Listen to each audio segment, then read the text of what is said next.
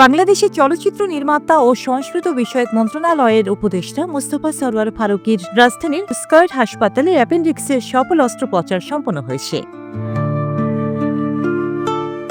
রোববার সন্ধ্যায় প্রায় 2 ঘণ্টার এই অপারেশন সম্পন্ন হয়। ফারুকীর স্ত্রী জনপ্রিয় অভিনেত্রী নুসরাত ইমরোজ তিশা সামাজিক যোগাযোগ মাধ্যমে পোস্টে দিয়ে বিষয়টি জানান। তিনি লিখেছেন, চিকিৎসকদের সিদ্ধান্ত অনুযায়ী বিকেলে অপারেশন করা হয়, যা সফলভাবে সম্পন্ন হয়েছে। বর্তমানে ফারুকী পোস্ট অপারেটিভ কেয়ারে আছেন এবং ধীরে ধীরে সুস্থতার পথে এগোচ্ছেন।